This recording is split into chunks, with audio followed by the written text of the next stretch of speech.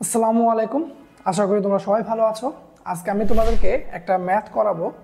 এই ম্যাথটা সিকিউতে আসে, এমসিকিউতে আসে, সব জায়গাতে আসে। তো সিকিউতে আসলে আমরা তো ডিটেলসে ম্যাথটা করি। তো আমি তোমাদেরকে শেখাবো যদি এমসিকিউয়ে আসে তাহলে উইথিন শর্ট টাইম তুমি এটা কিভাবে করবা। হ্যাঁ, তো আমি তোমাদেরকে যে শর্টকাটটা এখন দেখাবো এটা মূলত তোমাদের মুক্তভাবে পড়ন্ত যে কোনো বস্তুর ক্ষেত্রেই প্রযোজ্য। তো শর্টকাটটা আমরা দেখার আগে ম্যাথটা দেখি। খুবই কমন একটা ম্যাথ, খুবই ইম্পর্ট্যান্ট একটা ম্যাথ।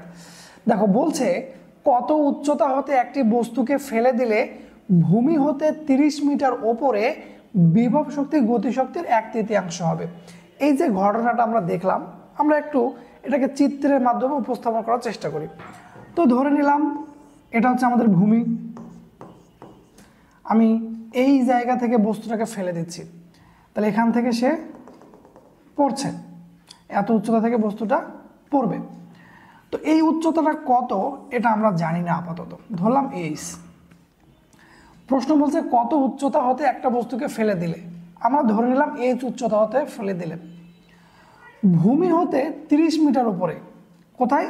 ভূমি থেকে 30 মিটার উপরে কিছু একটা ঘটবে। কি ঘটবে? বিভব শক্তি গতিশক্তির 1/3 হবে। তার মানে এই জায়গার যে বিভব শক্তিটা, ওই যে গতিশক্তি প্রাপ্ত হয়েছে আসার কারণে উপর থেকে, সেটার 1/3 হবে। তো এইটুক যদি আমাদের 30 হয় তাহলে বলো তো এইটুক কত? H minus 30। আচ্ছা, এখন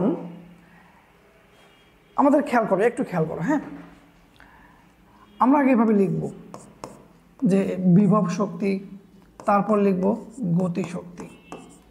এরপর আমরা প্রশ্নে দেখব এই যে 1/3, এই 1/3 এই জিনিসটা আমরা মানে 1/3 এটা এর সাথে গুণ করব না এর সাথে গুণ করব। দেখো আমরা খুঁজে দেখব এই র সংখ্যাটা কার সাথে আছে, র অথবা এর কার সাথে আছে। যার সঙ্গে এই জিনিসটা থাকবে আমরা এই সংখ্যাটা তার সাথে গুণ করব।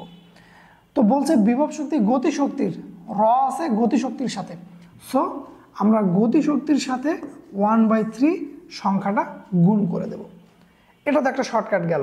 আরেকটা শর্টকাট হলো এখানে বিভব শক্তি কত, আমরা বিভব শক্তি সম্পর্কে এটুকু মনে রাখবো আপাতত যে ভূমি থেকে যত উপরে আছে সেই উচ্চতা অনুযায়ী, ধরলাম এটা এক্স, এই উচ্চতা অনুযায়ী বিভব শক্তি হবে mg x।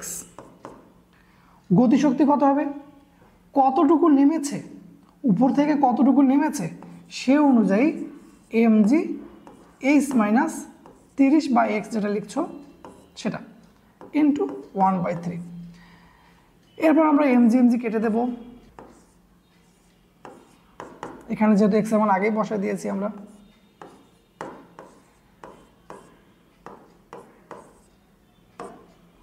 তাহলে 3 পাশে গুণ করে দাও, 90 h মাইনাস 30, তাহলে h ইকুয়াল 30 এ পাশে যোগ হবে 120। তার মানে 120 মিটার উপর থেকে ফেলে দিলে আমাদের এই ঘটনাটা ঘটবে। তো এখানে মনে রাখার যে বিষয়টা, দেখো আমরা বিভব শক্তি বের করার সময়ও এমজি ব্যবহার করেছি, গতিশক্তি বের করার সময়ও এমজি ব্যবহার করেছি, কিন্তু বিভব শক্তির বেলায় আমরা দূরত্ব নিয়েছি মাটি থেকে কত উপরে, আর গতিশক্তির বেলায় আমরা দূরত্ব নিয়েছি উপর থেকে কতটুকু নেমেছে। তো এরকম মুক্তভাবে পড়ন্ত যে কোনো বস্তুর ক্ষেত্রে তোমরা এই কনসেপ্ট ইউজ করতে পারবা। ঠিক আছে, ধন্যবাদ সবাইকে।